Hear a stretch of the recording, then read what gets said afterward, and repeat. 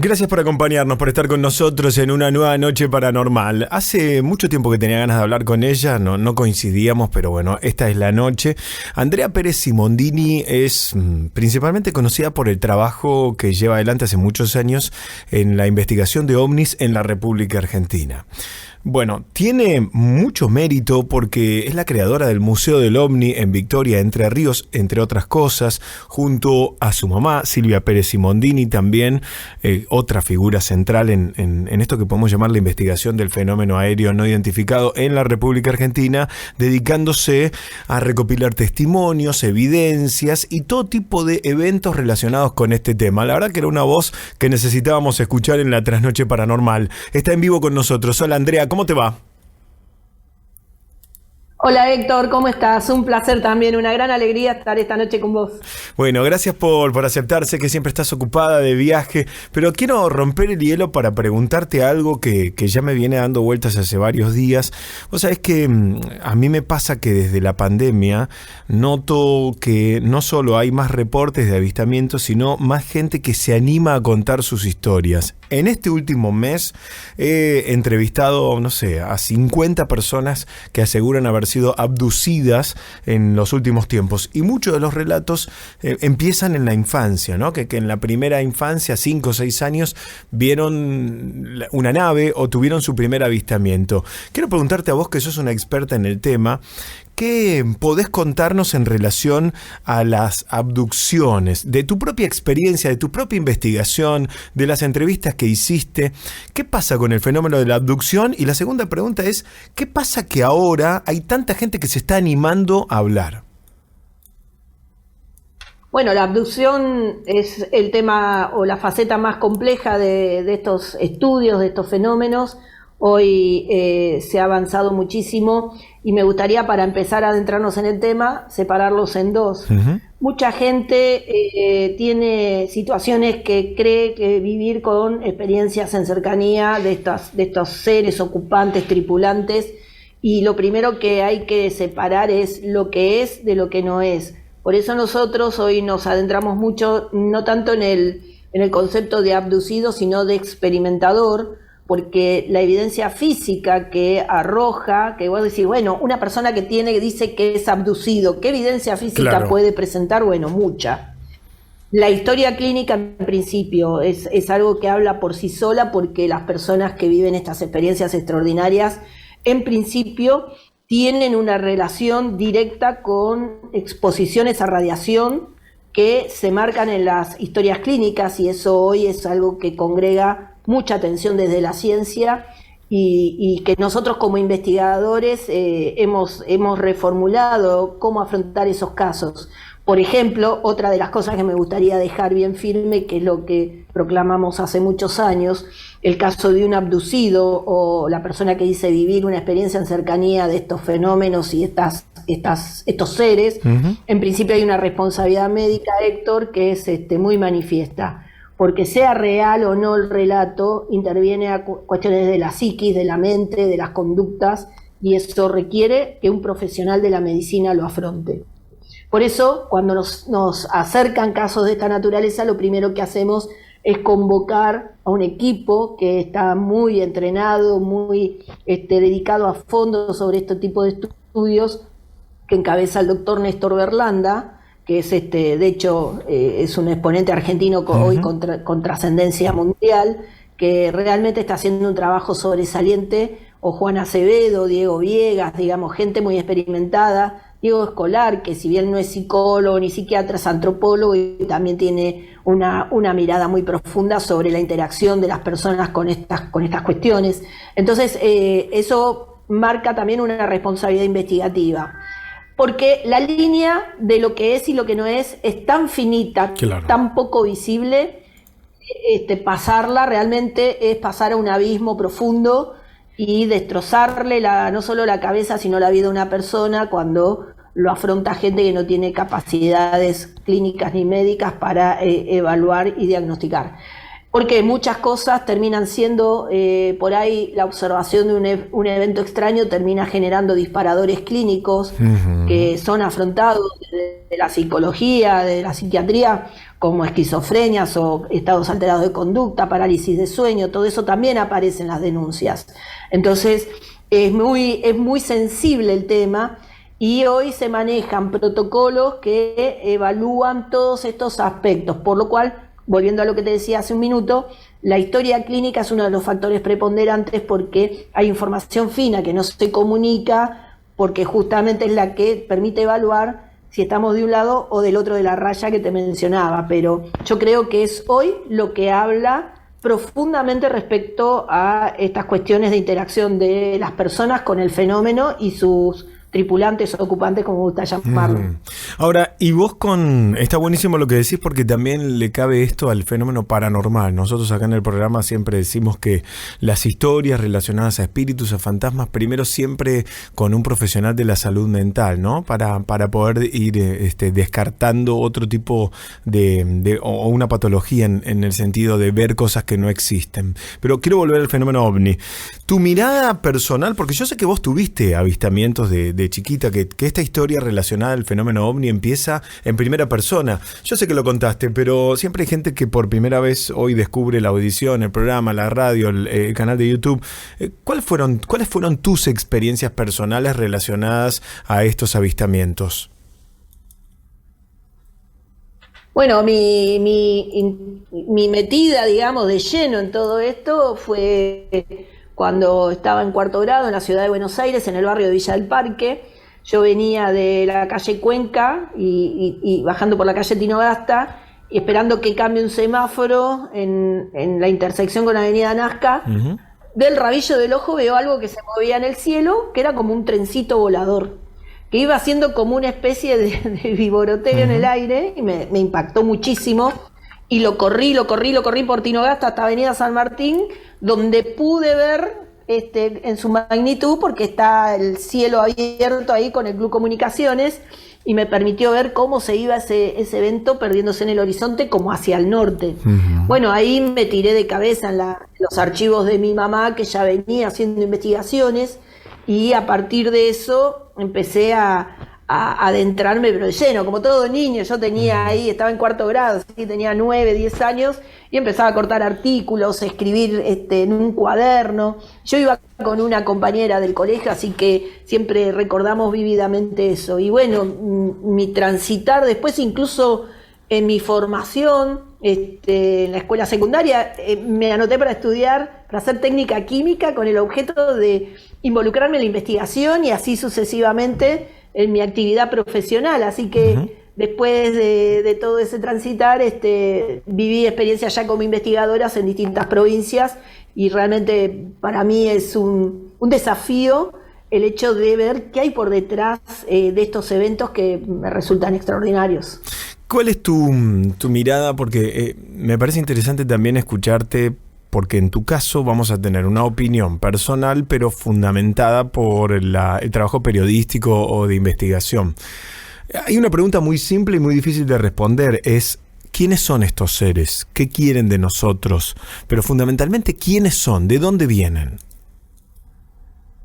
Bueno, yo comulgo con la hipótesis extraterrestre de origen no humano, y creo que son seres que no sé si habitan en nuestro sistema solar, pero probablemente sean de otros sistemas solares que son más avanzados por longevidad quizá, y que han desarrollado la tecnología para responder hoy y accionar ante la pregunta que todavía no encuentra la ciencia terrestre respuesta, que es cómo atravesar grandes distancias en periodos de tiempos más breves, digamos. Ahí todo sale, los agujeros de gusano, la materia, antimateria, todas esas cuestiones, pero yo creo que son de otros sistemas, de otros planetas que cohabitan.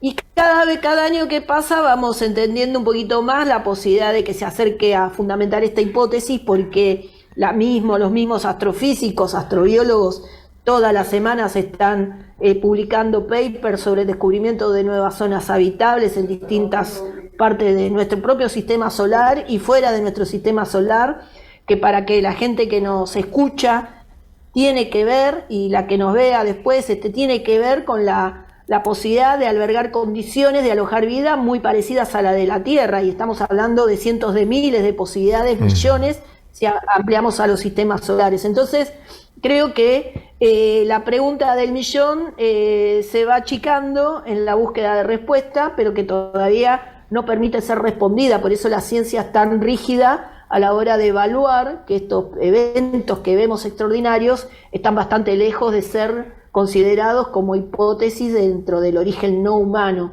Es preferible de explicar que sea algo más sencillo, como desarrollo de tecnología de alguna potencia terrestre o algún fenómeno atmosférico de naturaleza extraña, que abrir la posibilidad de ese estudio, ¿no?, de origen no humano. Vos que dijiste recién que cohabitan con nosotros, ¿vos sentís que ya están entre nosotros, que hay información que no conocemos, que ya se han presentado explícitamente? Yo creo que sí, y no porque yo lo crea, simplemente, digamos, porque me baso en los testimonios y trabajos muy documentados de investigadores que considero muy probos en lo que han hecho, desde Stanton Friedman, que fue un físico nuclear, que fue la persona que más testigos directos e indirectos entrevistó el caso Roswell, quizá el más famoso, Jacques Vallée.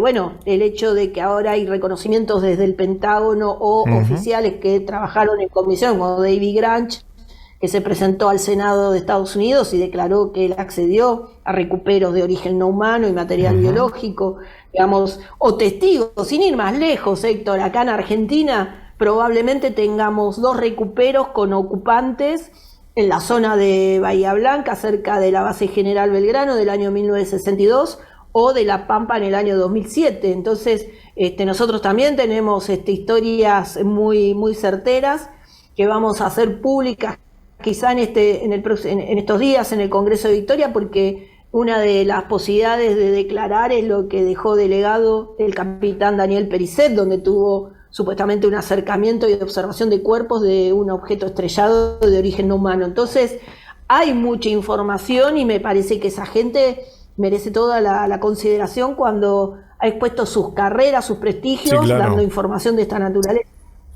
Y de estos recuperos, ¿cuál es el seguimiento de los recuperos? Digo, ¿dónde están? Por ejemplo, de esos cuerpos, ¿dónde están? Bueno, los de Argentina, nosotros tenemos el caso que entendemos que fue entre el 13 y el 21 de mayo de 1962, donde intervino en el recupero la Armada Argentina. En esa época nosotros le comprábamos los radares, porque este evento fue registrado con ecos en radar en la base Comandante Espora, y se lo conoce como el caso de la pista del kilómetro 7, donde es una pista que exprofeso se hizo rápidamente para que pueda aterrizar un avión de gran porte de Estados Unidos para llevárselo recuperado.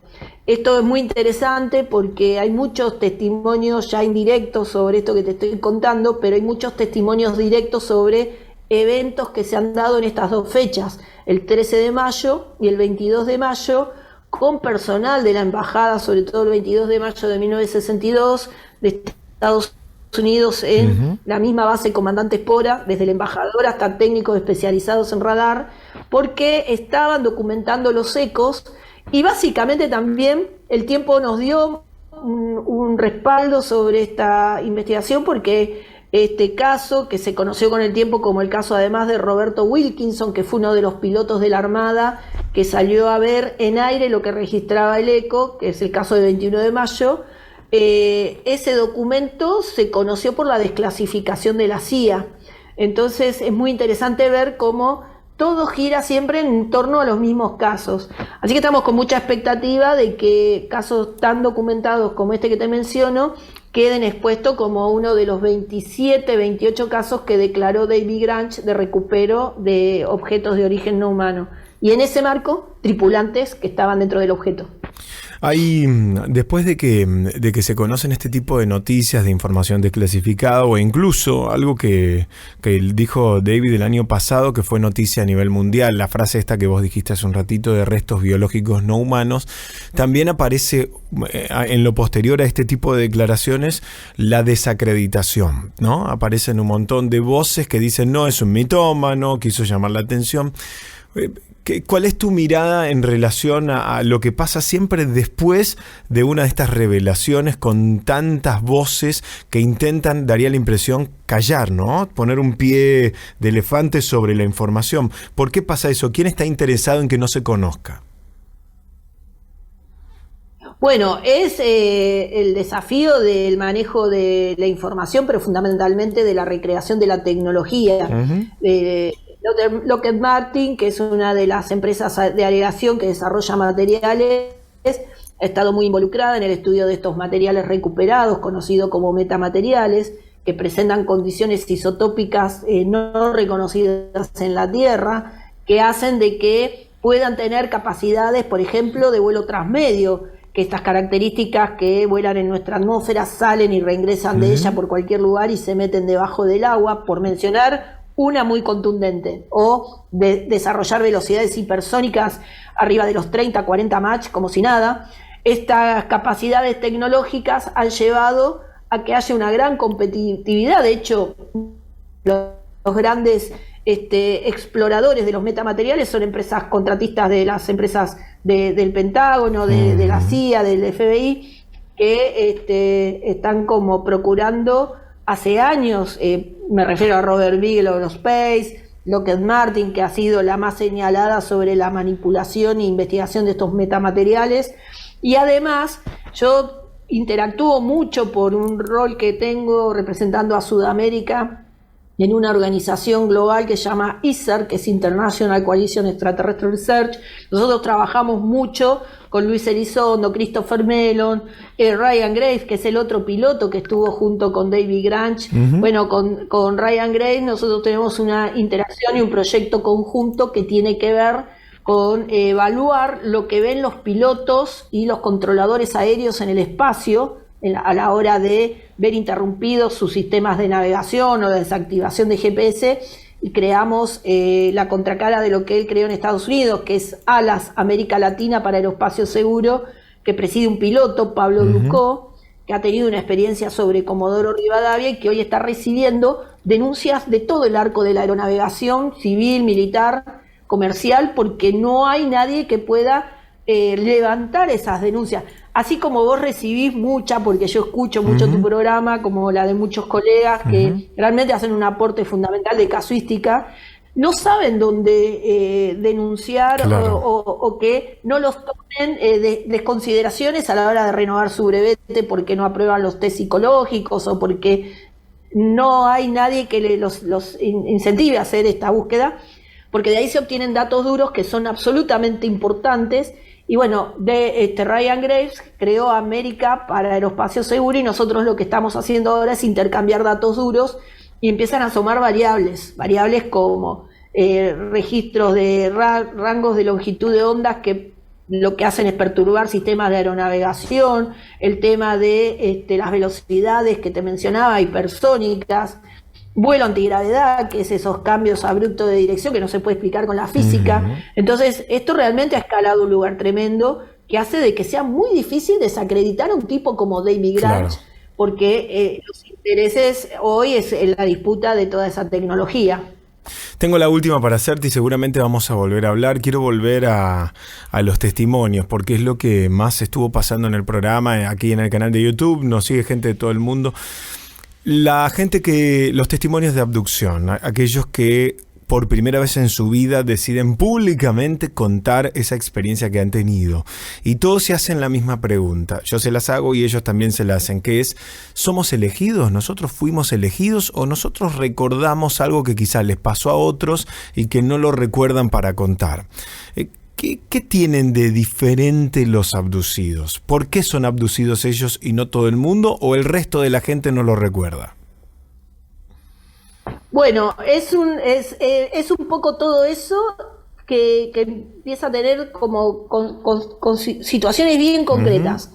Supuestamente las personas que viven y que vamos a llamar experimentador, vamos a presentar ahora el 17, 18, el sábado 18, específicamente personas en esa condición, en Victoria, Entre Ríos, que hacemos el congreso. Experimentadores. Personas que, claro, viven esa cercanía, pero cuando vos los indagás, han tenido las mismas experiencias sus antecesores y probablemente quienes sigan su ciclo de vida, hijos, nietos. Hay un investigador llamado David Jacobs, que es muy recomendable su lectura, que ha abordado mucho esa línea temporal de las personas que viven estas experiencias en cercanía, porque hay una situación de familia que tiene una evolución previa, mediante y posterior. Eso, por supuesto, es una hipótesis de trabajo que tiene ya hace muchos años, muchos seguidores. Quizá es una de las mejores documentadas, porque realmente ahí estuvo John Mack trabajando con ese concepto, un psiquiatra que realmente le dio mucho aporte académico al estudio de las abducciones y visitas de dormitorio. Y para nosotros va a ser importante. De hecho, Mamá, el sábado va a presentar gente que ha tenido esa experiencia, por primera vez se animan a hablar, como decías antes, digamos, ¿por qué la gente habla ahora? Bueno, porque se ha abierto también la agenda, ya no son tan locos y tan trasnochados, y los países institucionalmente lo empiezan a abordar el tema con mayor profundidad, la gente se anima a contar sus experiencias. Bueno, ahí vos empezás a ver que todas las personas tienen factores en común, empiezan a hablar de cuestiones más elaboradas que nunca tuvieron acceso, información privilegiada le llamamos, desde cómo desarrollar, y no me refiero al abducido que viene y te cuenta hay que mejorar el mundo en el planeta, que no contaminemos, todo eso que está bárbaro. Hablo de gente que maneja información técnica privilegiada que nunca en la vida tuvo acceso y te hace devoluciones en ese nivel, etcétera, ¿no? Digamos, para no profundizar mucho, pero realmente tenés esas pautas que para mí esa es una línea súper interesante de abordaje. Oíme, te voy a despedir hoy, repetímelo del Congreso, 18 de mayo, dame la ubicación, la gente ya te conoce obviamente, pero por las dudas que haya alguien que por primera vez descubre tu presencia. Andrea, ¿cómo hacen para ir? Bueno, vamos a estar haciendo 17, 18 y 19 de mayo. El 17, viernes, hacemos el Alerta OVNI. ¿Por qué? Porque se está viendo de todo, Héctor. Estamos, pero buscando luces por todos lados en la Laguna del Pescado. Y el 18 y 19 son las conferencias que vienen los investigadores más importantes, van a hablar sobre no solo estas experiencias en cercanía de las personas, círculos de las cosechas, el tema de la mutilación de ganado, el proyecto Aproximación, que es esta interacción con las luces en el terreno, y el cierre que te digo va a ser muy emocionante porque por primera vez vamos a escuchar experimentadores que va a presentar Mamá de Victoria, que fueron los casos más resonantes, así que están todos invitados. Gracias Victoria Entre Ríos, por supuesto. Gracias, Andrea, por estar con nosotros. Te mando un beso gigante. Un abrazo, gracias, Héctor. Un placer estar esta noche contigo, así que encantadísima.